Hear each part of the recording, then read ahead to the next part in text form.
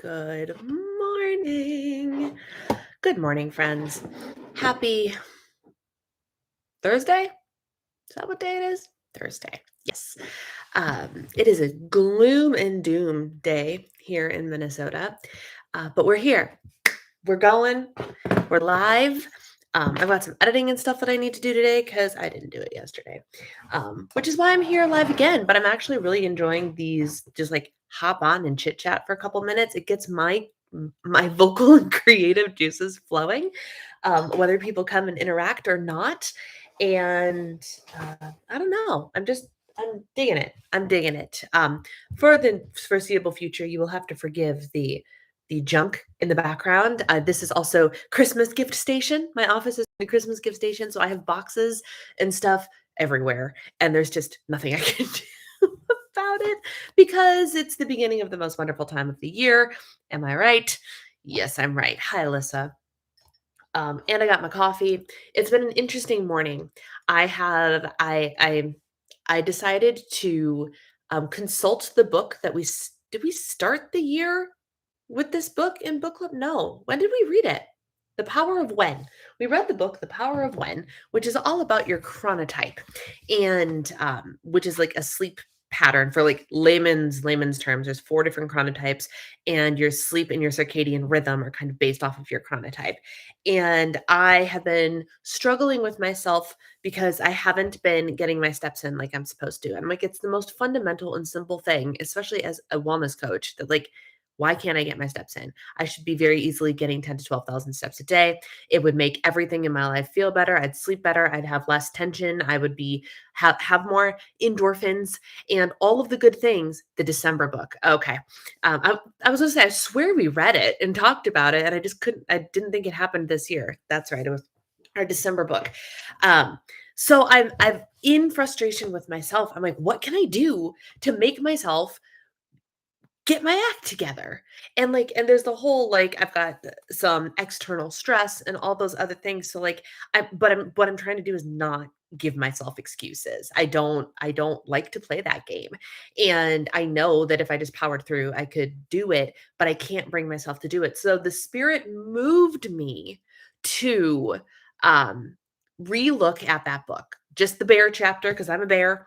And I'm like, what does the ideal day for a bear look like? And all that to say, wake up at 7, go to bed at 11, which is very close to what I do anyway. So I'm like, okay, this is doable. Get up and get moving during 3 different intentional times during the day, which is, I'm like, bingo, that is what I need, because I need to be told, like, okay, it's movement break time. Because getting downstairs and doing one workout, which is normally weight training, that doesn't give you a lot of steps. Weight training does not give you a lot of steps. So unless I intentionally get on the elliptical or go outside, but spoiler alert, it's raining and cold in Minnesota now, so I don't go outside. And so I was just like, this is what I need. I need to be told, like, the order of things. So today I got up at 7. I It took me a little bit to get moving, but I did not have my cup of coffee, because you also weren't supposed to have coffee until like 9:30, 10 o'clock, sometime around there. So this is my second cup of coffee, and my coffee break just happened at 9:30, 10 o'clock, instead of first thing in the morning. So I got up, I changed, I went downstairs, I did my weight training. I got on the elliptical for just like 10 minutes to get some steps in. And I have, 30% of my steps done for the day. And now I'm sitting down in work mode, and that's why I'm here. I'm showered. I'm like, I feel pretty good, but I'm still not caffeinated enough. So today I thought it might be fun to have a little ask me anything wellness coach style, just to strike up a conversation, see what questions that you might have. And then if no questions actually pop up in the live chat, I also have some that, like, I am frequently asked that I can start with. So ask away. If you have any questions, if you have anything you want to discuss, let me know in the chat. And I'm going to get started with the most common question, which is, okay, so what do you do? You're a wellness coach. What does that mean? Wellness coach is the title that I coined myself when I got my certification, because I wanted to be able to explain that I can coach more than just nutrition. Nutrition is the primary focus, but I feel like if I just say I'm just a macro coach, I'm doing you a disservice because I also want to make sure that I'm helping you with habits and goals and all of the things that pertain to that to live the healthy wellness lifestyle. How is your sleep? What kind of, things like that. It's an overall kind of holistic. And like I use that word very loosely because I feel like the holistic lifestyle has gotten a rap in like that's what like the anti-mask, anti-vaxxers are holistic, but holistic just means all around, like all encompassing. And so it can be like Western medicine meets natural medicine. Like that's what holistic means. Um, so it's kind of a holistic approach to nutrition, you know? So that's in a nutshell, that's what I do. I'm going to try the intentional movement thing throughout the day today. Good, good. Please talk to me about deciding on activity level when trying to calculate TDEE calorie count for the day. I always want to ask this, but it's too many characters in the Instagram question box. So it depends on two factors. How many steps do you get in a day? And how much intentional workout time do you get in a day? So for me personally, my workouts do not mean time on the elliptical. My workouts are my strength training. And so how many times a week do I do strength training and how many steps do I get in? And if you are not getting at least 10,000 steps, you're probably, unless you are doing some heavy, heavy workouts, if you're not getting 5,000 steps, you're sedentary. I don't care how many times a week you work out. If you're not getting 5,000 steps, you're sedentary. Um, if you're somewhere between 5 to 10, you might still be sedentary. And it really depends. It really depends, and this is why even I do the calculations for people because we get way in depth onto the calculations and what do you actually do and things like that, and we discuss how we can change that up. But I also have a coach do me because I feel like I can't be necessarily objective with myself. So I have a coach that calculates stuff for me as well. But odds are, if you have to ask, it's probably lower than you want it to be. So let's put it that way. Most people are sedentary or just under moderate. It is very difficult to be active enough to be considered like highly active or even moderately active. Um, This may be one of those questions I need to pay you for. I'm about 60 minutes of spinning a day and maybe 6 to 7.5 steps in a day on average. I put myself in light to be safe. Yeah, and it's a lot of and I'd be happy to have that conversation and stuff with you and work with you to figure out exactly what the answer is. Um, but there's a couple, like I said, there's a couple factors in play. What's your overall activity? Because like for me, I work out every day and but I also like at the end of the day, I'm like, shoot, I could have had the best weight training workout ever and still only get 5,000 steps in a day. And I'm like, that's not good enough. That's that is not like it would be better to be more active throughout the day and work out fewer times during the week. Um, so there's that. Is there an app you like for tracking macros? Any app that lets you track macros? I track Bite great. My Fitness Pal is great. I can't say anything about Lose It because I don't actually know. I think you can track macros in there, but I have no idea. There's an app called Carb Manager that works fine. I know people, I've had clients that use it, and it's fine. But my top two contenders would be iTrack Bites and my Fitness Pal. You can be more down to the percent or down to the gram on my Fitness Pal, but if you can handle being within an increment and knowing what your numbers are, iTrack Bites is great as well. They currently don't let you pick like gram for gram. Like I can't punch in, I need 140 grams of protein and 85 grams of fat. I can't punch that in. You have a total calorie number, and then you can use a slider to get percentages so they're less precise. But now that I'm in maintenance, that don't matter. And so if I'm like, oh, look, I'm a little bit over, or oh, look, this, if I can only get the percentage to say 36 grams of protein, I know in my head that my goal is actually 140. So I know that like it's gonna go just a little bit over. But those are the 2 apps that I know the best. The other apps I don't know as well. Carb Manager even lets you be more specific about than MyFitnessPal, that's why I switched. I've tried Lose It, wasn't a fan. MyFitnessPal is good if you like weighing your food to the 10th of a gram. That's true. MyFitnessPal is wildly accurate when you, like, with the decimals and everything. I turned off the fraction things when I was using that and used decimals. And iTark Bites takes a little bit more manipulation, but I've used that app for so long that I'm good at manipulating the app. Um, So, good question. But most apps that aren't a specific program, like you can't track macros on Weight Watchers. But you can on iTrack Bites, which is 1 point for iTrack Bites. Um, but yeah, most generic tracking apps will let you track macros in some way, shape, or form. So there's that. Let's see, what was the other question I was going to answer? I had like 3 lined up. What do you do as a wellness coach? Do you have to track macros? So my philosophy, my methodology is macro tracking, calorie and macro goals specifically, because that in where I've learned and what I have been trained in. I'm currently in a program that's going to get me not 1, not 2, but 3 separate big deal certifications, which is amazing, which means by the end of this program, I will have 4 different certifications, which is bomb. And macros is where it's at. Why macros? Because while calories tells you the amount of energy that you can consume, you could eat, let's use me as an example. My maintenance goal is 2200 calories, right? I could choose to eat 2200 calories of the Halloween candy I have sitting by the front door for Sunday.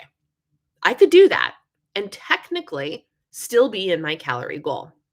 What macros does is it takes that number of calories and it divides it up to help you determine what type of food you need to be eating for optimal nutrition.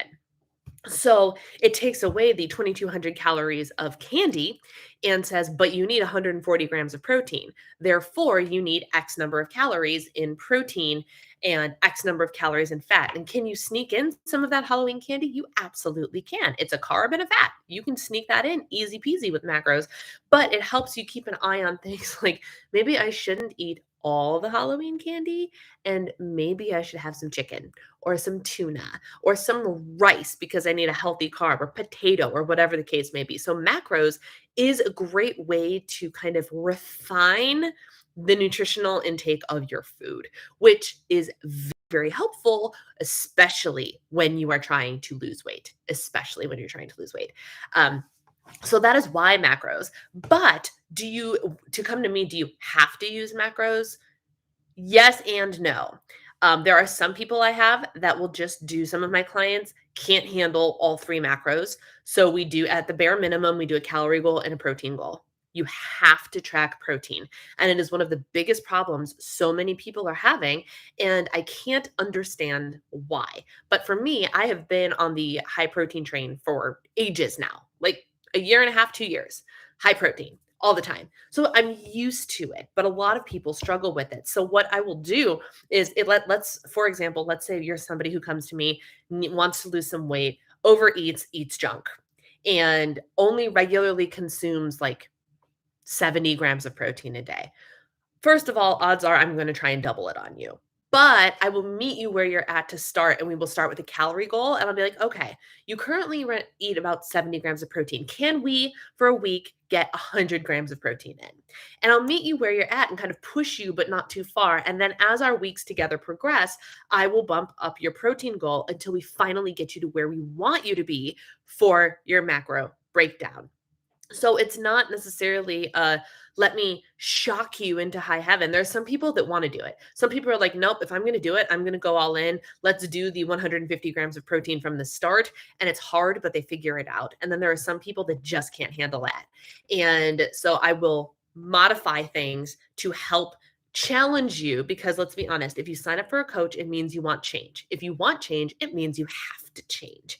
And that is one of my biggest beefs, if you will, is I've had the experience and I have fellow coach friends that have also had the experience of people who will be gung ho when they sign up, they'll even be like, yes, they'll check the box. I agree that it's time to change. I agree that I'm ready, willing, and able to change. And then when you actually ask them to do it, it's too hard, or they don't want to, or excuse, excuse, excuse, excuse, excuse. And I'm like, then what are you paying me for? Because I need you. I can't make the change for you. I can guide you. I can give you instructions. I can give you, here's how we do it. Here's the manual. I cannot make you open it and I cannot make you implement it. There's no way for you to pay me enough to be able to do that. It's impossible for me to do that for you. Um, so if you're not willing to challenge yourself, it's not time for a coach. That's my 2 cents on that. Hang on, coffee break. So there's some give and take. Will I meet you where you're at and still push you? Yes. Will I meet you where you're at and not push you? No. So I was Weight Watchers minded for a long time. Now that I'm eating more protein and healthy fats instead of 0 point fruits and vegetables, I feel more satiated and less bloated. Can you speak about that? Yes. Fats are important, and protein. So first, protein is the most satisfying macronutrient nutritionally. It does a whole lot of things. It actually it is a higher thermogenic food, which means it actually takes more calories to burn through the protein, which is great because more protein you eat, you get a little bit more bang for your buck in terms of the metabolism and the calorie burn, which is awesome. Now, don't go eat like 500 grams of protein just because you're like, it's going to boost my metabolism.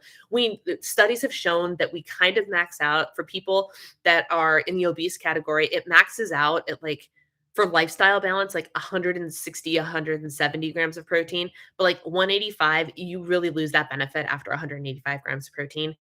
So don't think that you can eat a billion grams of protein and exclusively protein and have it be good for your body, because it won't be. There's a balance. Everything requires a balance. The good fats, your body needs fat to function. Your brain is mostly made of fat. So and as women, we need fat for a bunch of other functions and stuff too. So everything is just this balancing game, which is why macros are so great. Now that being said, Jane, when you said you're eating more protein and feeling better instead of eating 0 point fruits and vegetables. So first, let me iterate that fruits and vegetables are very important.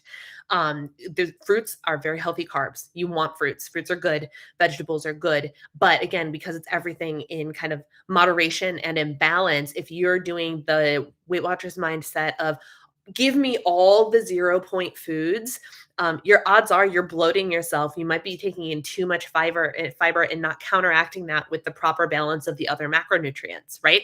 One of the hardest things, and I discussed this on the iTrack Bites live stream on Tuesday, when Jordan asked me, now that I know what I know about nutrition, would I ever go back to a Bites plan or a Weight Watchers plan? And at first I was like, yeah, I could do it. But then I remembered that even the newish plan, Freestyle, that had all those at 0 point foods, still condemned healthy fats. And I eat so many healthy fats and I need those healthy fats that I probably still couldn't do it.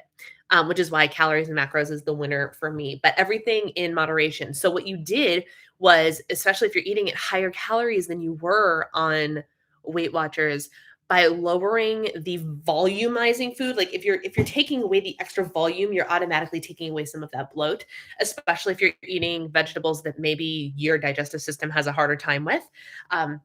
And you're putting in other essential nutrients that also help your body function better. So it's a nice little balance. You're not overtaxing your digestive system, your intestines, or anything like that. And it just kind of helps everything flow a little bit better, which is why you feel better. I want to get more protein because I want to build me muscle mass, but I'm struggling because I'm a vegetarian and try to get it outside 2 boxes of Premier protein a day. Yeah. So as a vegetarian, it is very, very hard. My recommendation to you, Rachel, would be just to be kind to yourself. Make your protein goal about half of your body weight in grams, which is low for those of us that eat meat. Like I would not suggest that number for people who eat meat, but as a vegetarian, it is a lot harder. So you also want to make sure that you focus on the right kind of carbohydrates and the right kind of fats and things like that to help supplement your nutrition when it is harder to get the actual protein in. Does that make sense?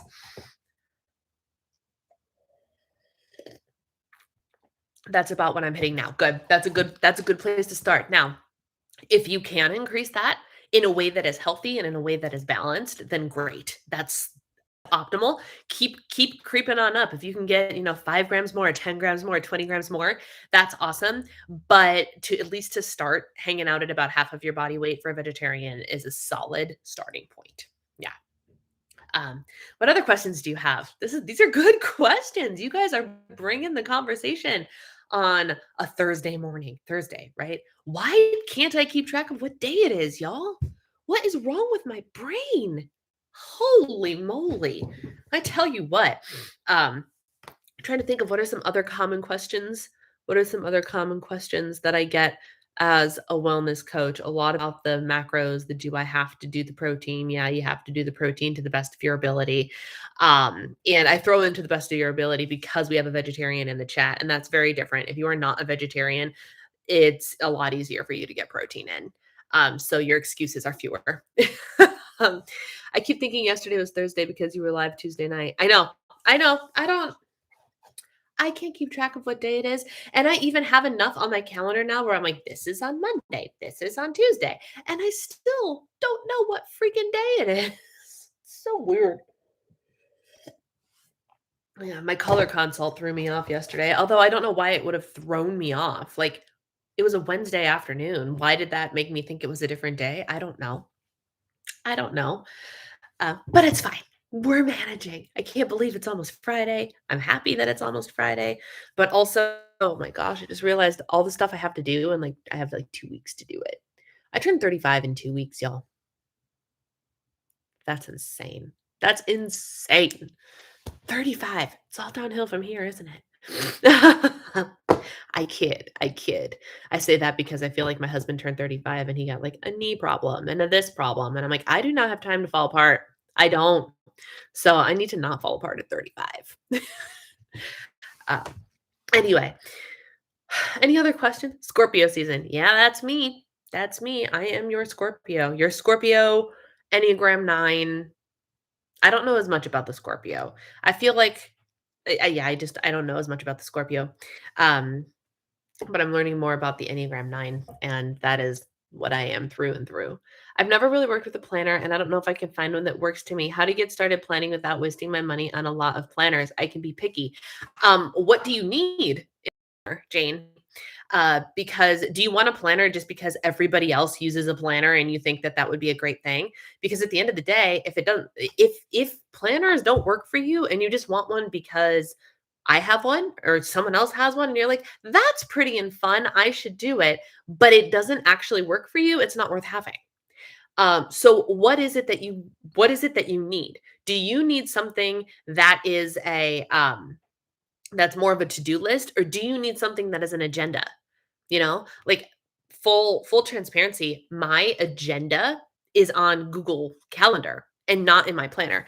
Like today, I put some things in, but like today, my agenda is actually the bear, my power of when thing written out for me. That's what my agenda is. And then I have down here that the Patreon goal setting call is tonight. That's the only thing I put on there. And then I have a to-do list. Like I use my to-do list more than anything else, but I use Google because Google Calendar is free. Google Calendar syncs up to your Apple Calendar, which means it goes on my watch. So I can always see what's coming up next on my watch because I do digital planning. So for me, in terms of an actual schedule planning thing, like I do fun stuff like this. Like, look at how pretty my color consult thing was. And then I had macro mentorship last night. Like I put in stuff like that, but it all starts in the Google Calendar because the Google Calendar is just more practical.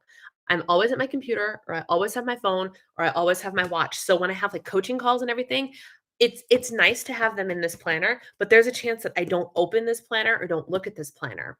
But if I want to remember that I have a coaching call, I can look down at my wrist and go, oh, I see so and so at 11 o'clock. Like it's just right there. So the question you have to ask yourself is, what is it that you're looking for in a planner? What problem are you trying to solve? And by answering that question, you can better start to discern what characteristics in a planner you need. You're barely put together. You really can't afford to fall apart. Don't I know it? Don't I know it? Like, I can't fall apart. If I fall apart, it's if we're doomed. We're and by we, I'm doomed. Oh, I've been working on this planner struggle for a while. It's definitely a process, but I've been narrowing things down to figure out what works for me. Yeah, you just gotta figure out what you need personally. I can list my goals on paper, but also getting them done doesn't happen. I also think that a habit checklist and a routine checklist would be good. So like a habit tracker is different than a planner. Unless you wanted to go through like because there are a couple ways you could do it. I have a literal habit tracker. Oh gosh. Woo! Oh, I almost made a mess. Whoa. I have a literal habit tracker, which I don't think Aaron Condren sells this anymore.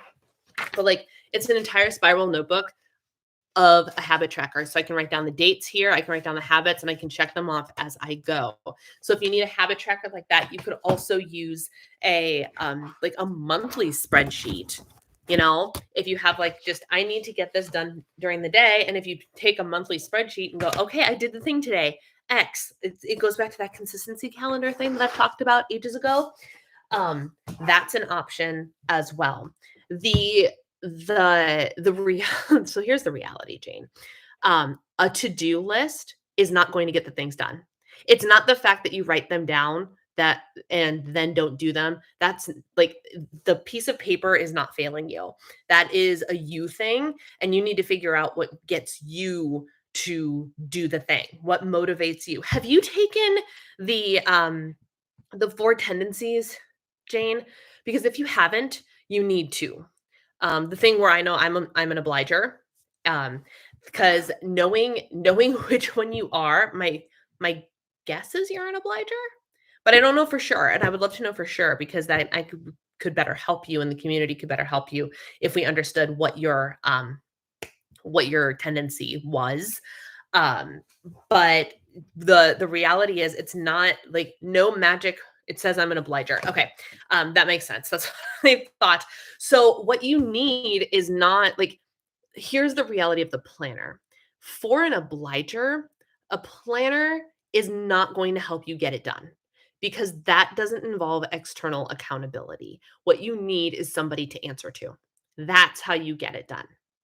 So you need somebody that's going to say, "Hey, Jane, did you do this thing today?" Or set up some sort of way that you are obligated to someone else. In order to get a walk in, can you go and meet somebody for a walk where if you didn't show up, you would let that person down. That's how you get an obliger to go take a walk. If you have tasks that you need to do, there's a reason that I'm much better about getting the tasks done for like house cleaning and laundry. Like I was feeling so crummy last week. Was it last week? Earlier this week? I can't remember. But I still got 3 loads of laundry done on a day that I'm like, I'm giving myself grace and not doing anything because my husband needed clean clothes. And so I did it happily and joyfully, and it was fine, but it wasn't for myself, it was for my husband. And, I kicked butt when I worked with you. You did. And that's shameless plug for why you should hire a coach, y'all. Jane killed it when she had me to answer to. Yes, and that's exactly right. That is because you are an obliger. And when you knew that I was gonna check in on you and be like, "Hey, Jane, did you do this?" Lo and behold, you got it done, right? Um, but if you don't have that to answer to, no planner is going to go, "Hey, Jane, did you get it done?" The planner is not going to hold you accountable. The planner is just going to tell you what's on your to do list, but it's not actually going to force you to get it done. So for me, like for me personally, what is some of this? Like I'm starting to try and uh, stick to more of a schedule, but like I'm finding like loopholes. Like, have I done the editing that I've said that I'm going to do literally all week? No, I haven't. I haven't uploaded a vlog all week, even though it's Vlogtober. So what am I doing? I've been going live every day. So I'm still delivering because I feel like I can't not deliver something. So my answer is let me hop on here and live stream and have a conversation, and then I can check that box for the day. I showed up for my community. I got something out of my channel, but I still haven't done the editing because I'm not being held accountable to do the editing. Now I'm going to get the editing done because I have a couple things that I need to get up. But you know what I mean? Or I need to record something and it's not because I have to record something for me, it's because I have to record something for iTrack Bites. It's a deliverable. It's not something that I'm telling myself to do. It's something that I contractually need to do. Um, and that's how I get a lot done. That's how I get a lot done is by having the accountability, and which is why I had a coach and why when my fat loss I could do my fat loss phase myself. I could. I actually couldn't, but I could. I have the knowledge. I have the exact same knowledge as my coach. My coach went through the same program I'm going through now. She does not know more in terms of factual information. She does not know more than I do. But the reason that when we stopped our coaching because I'm just hanging out in maintenance now, the reason, Audrey, good to see you. The reason that I'm going back to her, I told her January 24th, I'm starting my cut. You better have space for me on your roster, is because I need to know that she's going to check in on me every day, that she's going to look at my tracker, which means I have to track my food and I have to stay in my numbers because especially in a fat loss phase, if I don't, she's going to go, what's going on? Why aren't you doing the work you're supposed to be doing? And that is what's going to hold me accountable and make me successful.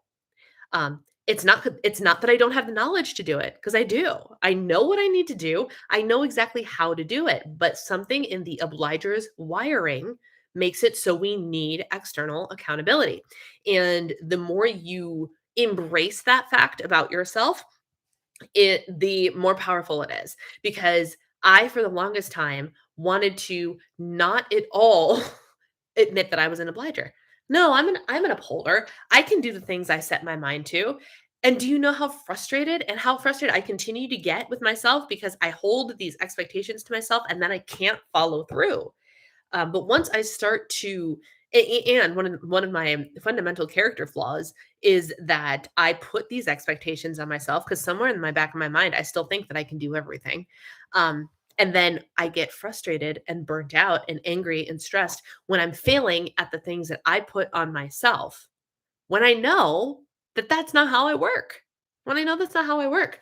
And so being an obliger, you have to understand and set not like God, I was gonna say guardrails, but you have to set certain things into place to help yourself succeed. So no to-do list is going to do that for you. That's the to-do list is not the problem. The planner is not the problem. Can it help keep your thoughts organized and everything and your agenda and everything organized? It absolutely can. But if your only problem is I write it down, but then I don't do it, that's not the planner's problem. You don't need a new planner, you need a new strategy.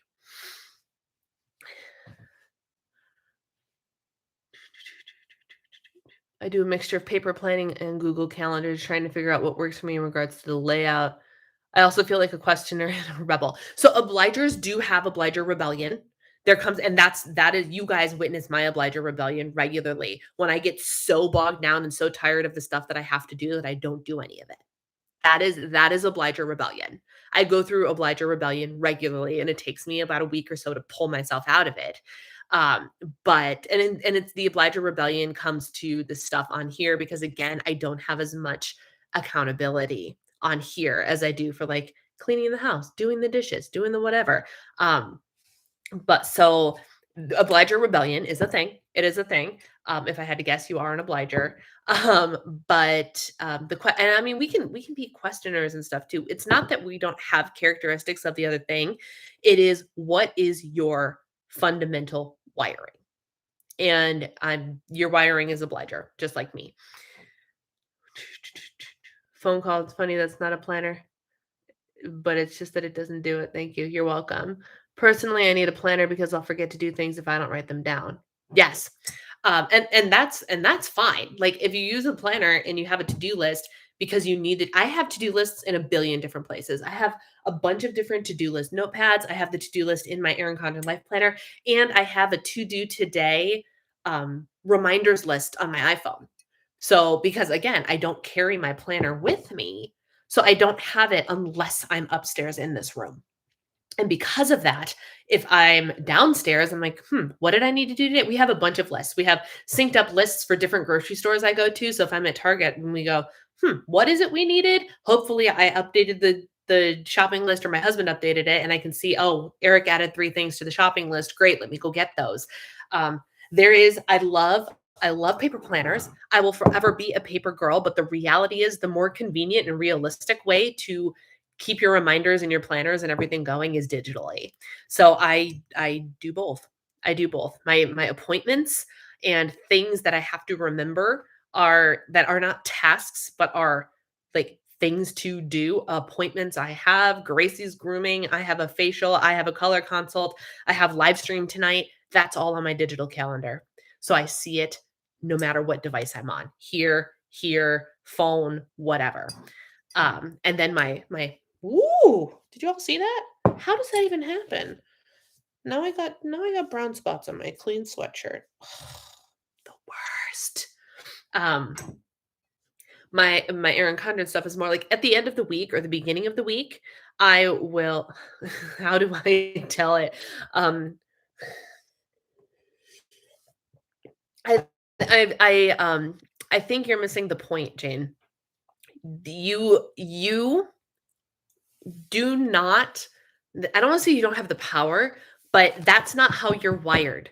If you were able to tell yourself to stop, you would be an upholder, not an obliger. You need to enlist the help and accountability of something else. So for example, what is it you're trying to do?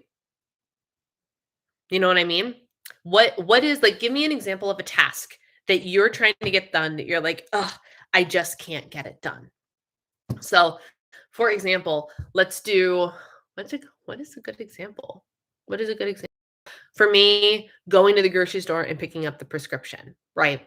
I don't want to do it. I want to go to the grocery store, whatever. I'll look at my husband and be like, I will have your prescription home to you by dinner time tonight. Right. And so now, if his prescription's not home, he's going to look at me and go, dude, where you were supposed to go do this. Why didn't you do this? And it's the pressure of knowing he's going to make me answer to him, and that gets me to get it done. And let me make it very clear for people who don't know, like my marriage and the obliger stuff, and it's new. Like this is not a bad thing. It's not like he's like cracking the whip or anything. I need this accountability in order to achieve things that I want to achieve. Right. Um, so, and it's the same for coaching. If I want to make sure I'm tracking and eating within my calories regularly, I need to know that my coach is going to check in on me. Um, you know, makes me have to reach out. Yeah. hmm It does. And that, yeah, that's uncomfortable. But the introverted versus extroverted have nothing to do with each other. With the four tendencies, you can be an extroverted or introverted obliger. I'm technically an introvert. I am an extroverted introvert. Um, so like I refuel in the quiet, but I can thrive in social situations for a while. But it's never comfortable to ask for help and ask for accountability. It's never comfortable. Um, but it is what it is. And it's the reason, like, you guys remember when I had my friend Jess, who for like 2 years would text me every night at 9:30 p.m. and say, "Hey, did you track today? Send me your tracker." Because that's all I needed. All I needed was to know that Jess was going to text me, and I had to show her that I tracked today. And that's what got me to track. And that's what got me to track. So it doesn't have to be anything complicated, but like even something as simple as enlisting the help of your husband. And I have a couple clients that I have doing this too. They're trying to get things done. And I'm like, you need to explain to your husband that you're an obliger and that he needs to hold, like, not nice to have, but like he needs to hold you accountable to things. Not to be like, you must do these things. That's not what I'm saying at all. It's all accountability out of love. But unless you have somebody to answer to, you're not going to do the thing. Unless you have some sort of external accountability or some sort of penalty, right? You pay your credit card bills on time because you don't want to get fined. That's what gets you to pay the credit card bill, right? If you had no penalties for not paying your credit card bills on time, nobody would pay their credit card bill on time. You know, no one would pay their electric bill unless they knew that the threat was to get their electricity turned off. You know, um, I've learned that I just need to feel obligated, and it helps even when I know I'm not actually obligated. Yep, I'm an ambivert. Yeah, I probably am too. I've struggled with actually getting anybody to hold me accountable, but I can pretend. Your task is to fill out the papers and fax it. So what you have to do, who are you like? who are you faxing it to? Is it somebody you can be like, hey, I'm going to send you this today by 5 p.m.? You could tell them that, or you can tell your husband, hey, I need to have this done today. Please make sure that I finish this. Or you can reach out to a friend, be it in the community or whatever. You just need somebody to tell, like somebody that's going to hold you accountable. Or is there some way that you can set up some sort of penalty for yourself? That's another way to do it, because nobody wants bad things to happen. So if you're penalized, if you don't do this, if there's a you can't do insert activity you want to do here, even like, watch TV for the night or read your book or even make dinner or go grab dinner. Like if you can't go and grab dinner until that task, eventually you're going to be hungry and need to go grab dinner. So you better get that done. You know, um, that's kind of how I would do it. Accountability is key for weight loss. Yeah, accountability is key for a lot of things. For obligers, accountability is key. Period. Period. Hard stop. This is how I get my workouts done, even when I don't feel like it. I treat it like a work task or paying a bill. You just need to do it regardless of if you want to or not. That's exactly what I did today. I so easily could have talked myself out of going downstairs first thing this morning. I didn't want to. I had lower back discomfort. I'm like, what is this? This is not okay. And I'm just like, no, you just have to do it. You're trying a new thing. And unless you do the new thing, you're never going to know if it works or not. So do it, do the thing. And so I did the thing, and here I am finishing my coffee at 11:15, and because I decided to be a bear today. And I'm one could argue that my live stream is procrastination from the actual work I have to get done, but also I'm doing something very productive right now, so justification. Mm. Now I'm out of coffee and I am sad. I'm gonna have to go make some tea. It is a hot beverage day because it is just so there is no sign of the sun. It is disgusting outside today. Mm. And you can tell by the lighting because I don't have any lights on in this room. Oof. Um, anyway, good conversation topics, my friends. What else? What else would you like to discuss? Sometimes it's a little bit of a workaround for accountability. I skip my workouts too many days in a row and I get grumpy and sassy, and then I get called out on the sassiness and asked if I've been working out, and I don't want that. Yes. Yes. Um, and that's true too. And that's like and there are some things you learn to over time. Here's the reality, especially with habits. Over time, if you do them long enough, you might not need accountability for it anymore. I do not need accountability to track anymore. I don't. I will track. Even yesterday, I'm like, you know what I'm going to do? I'm going to eat intuitively today. And you know what I ended up doing at the end of the day? I tracked what I ate anyway because I couldn't help it. I was like, how many calories do I have left for M&Ms? I could eat intuitively, but we all know that Brianna doesn't intuitively eat M&Ms. So I sat down and on my day of intuitive eating, where like I still measured out like my tortilla chips, I was still smart about it. And like a lot of my stuff was bars. So I can go back and be like, I ate a Heat bar today. I ate a Lara bar today. I ate an apple today. I ate my banana bread. And like, so anything that I needed to weigh out, I did automatically. Just to be like, oh, it was okay. It was around the 60 grams of banana bread that I've been eating. Okay, great. Just to make sure I don't go overboard on anything. My tortilla chips, I weigh out. My meat, I weighed out to make sure I was getting enough. Things like that. But at the end of the day, before I ate my dessert last night, I tracked because I couldn't help it. A couple years ago, that maybe wouldn't have been the case. I didn't want to track. I didn't want to know things like that. And now I just do it. I just do it. But it took several years of being held accountable for this thing to do it. And then when I know my fat loss phase is starting, I I can also be like, oh yeah, I'll track. No problem. But it doesn't, Kim, good to see you. But just because I'm tracking doesn't necessarily mean I'm staying on plan, which is where the coach comes back in. Because my coach is going to look at me and she's going to be the reason that I put the numbers in and stick to the numbers. I can track. I can track to up to 3,000 calories. I can track whatever I eat.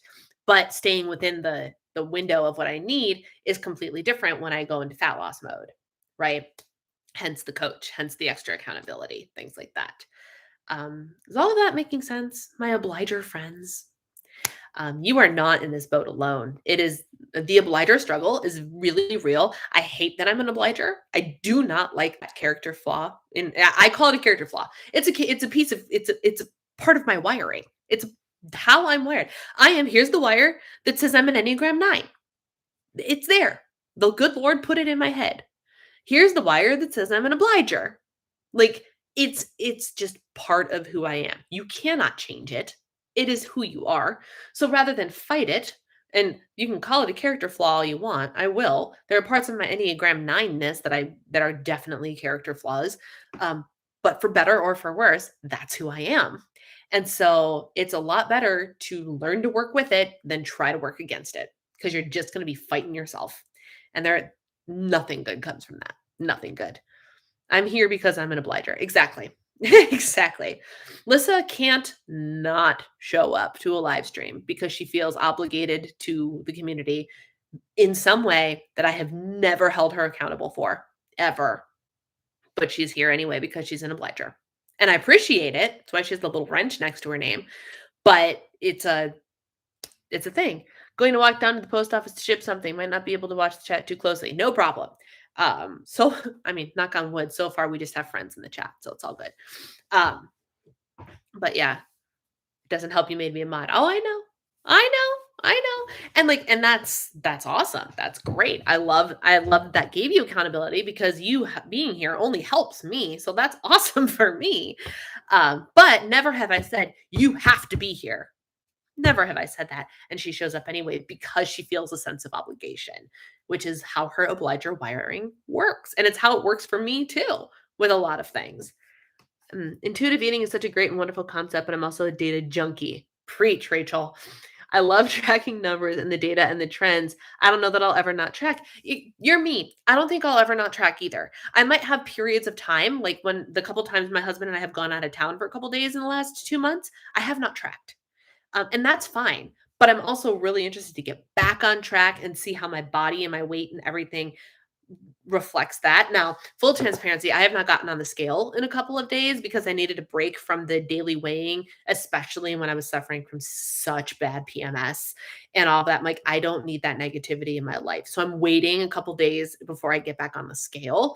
But I'm still keeping track of my numbers to make sure I'm not overeating or doing anything stupid or sabotaging myself, But the data is fascinating. And it's why I have such an extensive tracker for all of my clients, is because everything plays a role in those fluctuations on the scale and things like that. And when we have the information of like, oh, you ate more carbs than normal yesterday and your weight spiked, or oh, you slept for crap for the last 2 days and your weight spiked.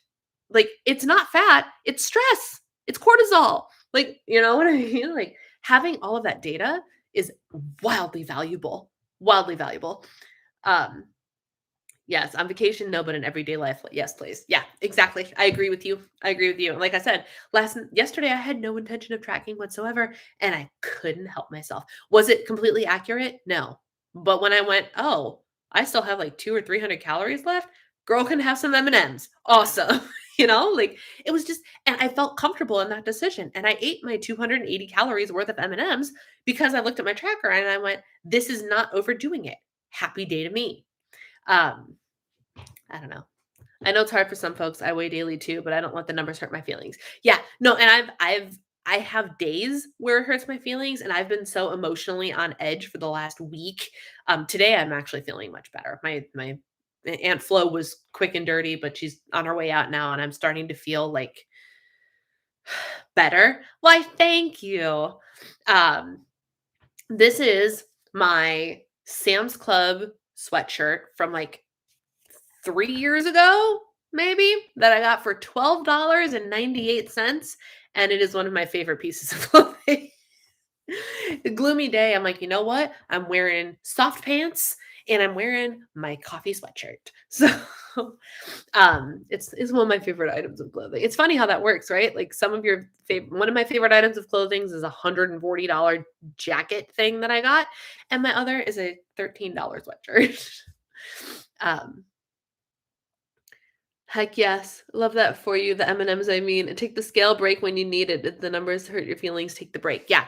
Yeah. And it's not like I don't expect them to be wildly different or anything like that. But it was just, I don't need on a day that I'm emotionally on edge for like five different reasons. And like PMS was brutal this past month. Brutal. I was grumpy and like not like a little moody, like angry for days last week. And PMS lasted like 8 days. It was stupid. It was stupid. And so, once I got signed off, so, like, we finished coaching on the 24th was my last day with my coach. I haven't weighed since then because I'm like, I just need just a couple days to not, and that's great. And it's fine, and my period's on our way up, and my weight's gonna regulate, my bloat, and my mood, everything's gonna regulate, and maybe tomorrow I'll hop back on the scale and it'll be fine. And then I can go back to just getting the information because watching my weight fluctuations is important. And the more you weigh and the more you see the fluctuations regularly, the easier it gets. The easier it gets. Um, I just got back to tracking off track when life got in the way of mental vacation. Yeah. I mean, life gets in the way. One of the things that I find, and this is probably just because tracking is a habit for me now, that like even when life is in the way, it's tracking my food is something I can control. It is something that in the chaos of everything, and I need to remember this. This is something, y'all, when I start to feel like I'm completely falling apart at some point in the future, please remind me that I said this. In a world where if there's a lot happening that you can't control or chaos and bloodshed. Whenever I say chaos, I think of chaos and bloodshed from Hamilton. Anybody? That's how my brain works. It's always in music mode. But whenever there's chaos and a bunch of stuff that's not in your control, focusing on the things that you can control gives you some of the power that you feel like you've lost. So for me, tracking my food is power. I have in the chaos of life, all hell has broken loose, whatever the situation is. I know that my tracker is here and I thank you, Rachel. thank thank you. Somebody's there with me. Um, I know that I can open my app and keep track of what I'm eating, even if I'm eating um even if I'm eating too much, even if I had a bad day and I ate 3,000 calories, I know it. And knowledge is power. And I can look at this and go, okay, you had a bad day. This is what you ate 5,000 carbohydrates and only 2 grams of protein. Highly not recommend. Tomorrow, no matter what's going on, let's start the day with a good breakfast. Like that, that's power to me. Um, I don't know. You have control. Yep. Yep. What else do you want to talk about, y'all? At some point, I do need to like actually do other work, but this is fun. Do you have any other questions for me regarding anything? Because it started as a wellness coach chat, and now it's a little bit of everything. But that's okay. It is what it is. In the meantime, while you're thinking of questions, seriously, think of questions that you want to ask me. I have a need for suggestions from y'all. I have two actually. One, I need to brainstorm my content for like the next 2 months. What do you guys want to see? And two, what do I want for my birthday? I'm trying to make a birthday and Christmas list, and I can't I don't have very much that I want to put on it. I want an almond cow. I think I want an espresso machine. Do I want an espresso machine? Serious question. Because part of me is like, do I need one? We have our drip coffee maker and it works fine, but also is it that much better that like it would just make coffee time the most amazing time? Um, so what do I want for I want some Lego sets because I'm a kid at heart. Um, but I'm literally like I'm trying to come up with a list of things to ask my family members for, and I've got like a handful of things on it. A handful of things. An almond cow, a Nespresso, a hydrate spark water bottle. Those are like the only big things that I want. And new FJs because I wore holes in mine. Um Is tracking the calories a better way to go rather than bites? So, in my opinion, yes. It's just simpler. It's just simpler. It allows you to, um, like, I believe in calories plus protein bare minimum. Like, that's what you should be tracking at all. Bites are great, but historically, I think, and I talked about this on the I Track Bites live stream on Tuesday. Um, you need to have secondary metric turned on because historically, people that do bites undereat. And now, what we know about nutrition, we need to not be under eating. We sabotage our metabolisms. I don't think it's an accident. I don't think it's an accident that the time I was most successful in weight loss is when I was coming off of a time I was not trying to lose weight. I was at my highest weight. I switched into weight loss mode with Points Plus. I I lost the weight, and then in maintenance, I added my 6 points in like I was supposed to, gained 5 pounds, freaked out about it, and was like, I'm just gonna eat at my 26 points. And then, like, if I ate a little bit over one day, it's okay. And I did that for years. And so I broke my metabolism because I decided that it would be a good idea to just hang out at a goal of 26 points plus with the occasional splurge that pushed me over without tracking it. Like, in what world was that a good idea? And so my metabolism adapted because it was a several year time. And ever since then, my weight has slowly creeped up after each big transition in my life. And I have been unable to lose it because I never repaired my metabolism. I've never had the success that I had the first time because the first time was fresh and healthy metabolism, maybe not a healthy body, but a healthy metabolism. And it hasn't been since. And I think that that is a fundamental flaw in the Weight Watchers plans and the Bites plans. Um, I Track Bites gives you the power to look at your calories, which is which is a big deal. But people are still afraid. People are still afraid. And I understand it's a big change, but it's a change that needs to be made. And it's a change that I will continue to preach and I will continue to lose followers over it because people don't want to be told that what they're doing is hurting them. And people don't want to be told that you need more food to lose weight. People don't want to be told that. And I've talked about that time and time and time again. And I understand, but also you still have to make the change, you know? Um, the best way to track is what you will stick to. I love my Nespresso. Tell you, the Nespresso thing, man. Part of me, I think I want it. Minimal weight gain in maintenance from weightlifting, too many calories. What do you mean, Kim? Um, Minimal weight gain. Your weight in maintenance will fluctuate. If your weight goes up 2 pounds and it comes back down and whatever, like if it starts to just continually creep up, something has got to give. The question that I pose specifically to you is when you start to freak out about gaining weight from weightlifting, check your measurements. Have your measurements changed? If the answer is no, you're fine. Relax. um, because that's the reality. If you're doing and here's the reality. Kim, for you, if you want to work on gaining muscle right now, you should. The optimal way to gain muscle is to be in a caloric surplus and work your tail off. Like, that's the optimal way to gain muscle, actually. So will you gain weight? Yes. Will you gain a little bit of fat? Probably. But if you're hanging out in maintenance and you want to go into a little bit of a surplus, that would be fine. And you lift the heavy things and then you do your cut later.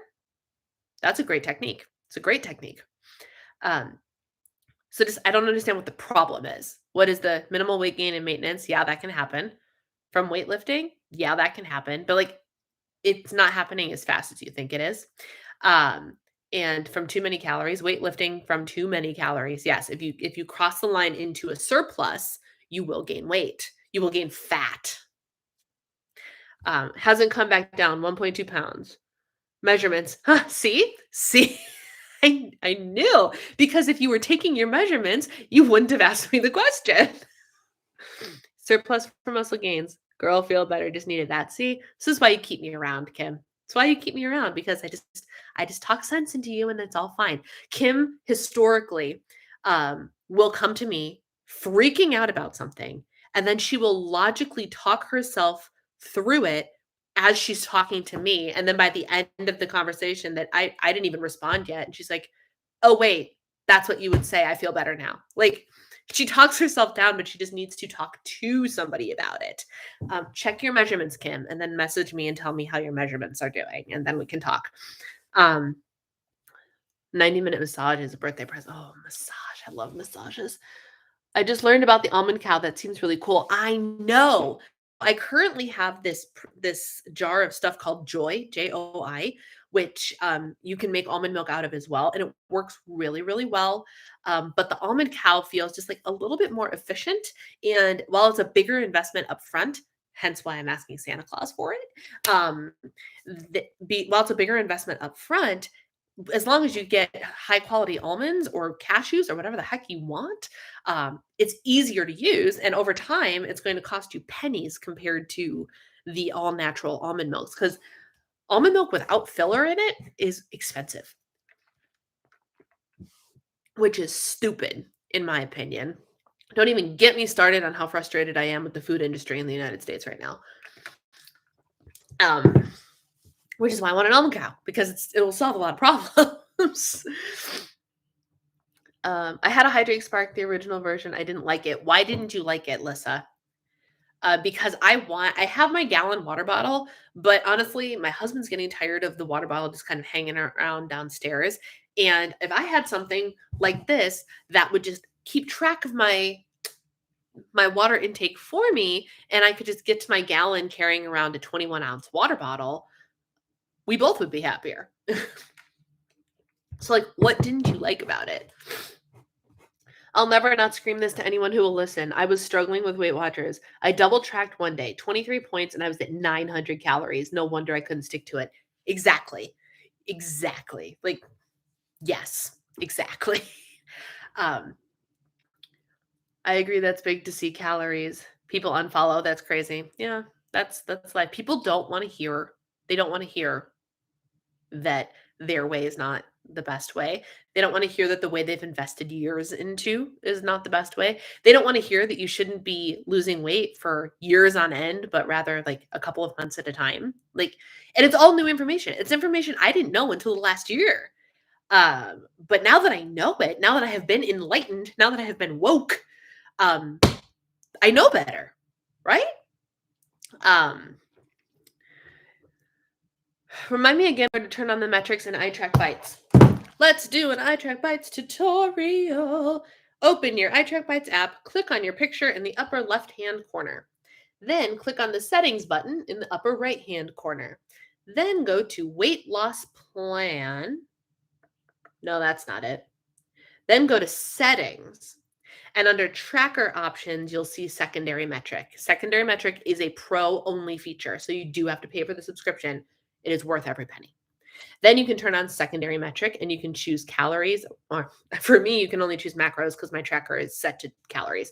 But if you're on a Bites plan, you can choose calories or macros. Then you choose your calories.